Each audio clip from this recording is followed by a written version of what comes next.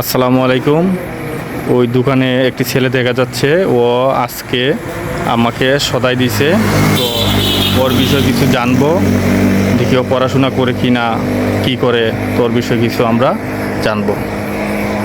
তো যাচ্ছি দোকানের ভিতরে, ও আজকে আমাকে সদাই দিয়েছে। এই ছেলে, এই এদিকে আসো। তোমার নাম কি? নাম বিধান। নাম কি? বিধান। পড়াশোনা করো তুমি? করি। তো তোমার নাম কি বললা? বিধান।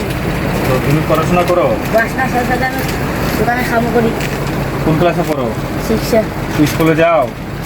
যাই মানে 8টা। পরীক্ষার সময় পরীক্ষা দাও? তাইলে তুমি পড়ালেখার পাশাপাশি দোকানে থাকো না? তোমার মা কি করে? মা বাগানে কাম করে 70 টাকা রুজি পায়, তাহলে সংসার চলে না। 170 টাকা রুজি পায়। তোমার বাবা? বাবা পায় কম টাকা, 150 টাকার মতন পায়। তাহলে তুমি এই দোকানে থাকার পাশাপাশি তুমি আবার পড়াশোনা করো। তো তুমি তো আজকে আমাকে বাজার দিলা, ঠিক আছে না?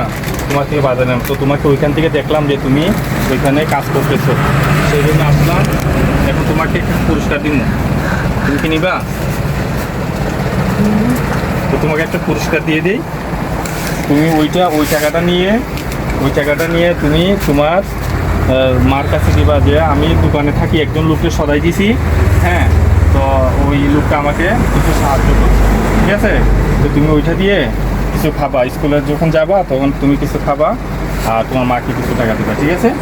ওকে, দেখছেন মানুষ কত অসহায়। ওর মা চা বাগানের শ্রমিক, তো 170 টাকা হাজিরা পায়। ওর বাবাও কাজ করে, তো ওদের সংসার চলে না। ওর ভাই বোন আরও আছে, সেই জন্যে ও দোকানের পাশাপাশি পড়াশোনাও করে, দোকানেও থাকে। কিছু পুরস্কৃত করলাম। তো ভালো থাকবেন গাইস, আসসালামু আলাইকুম।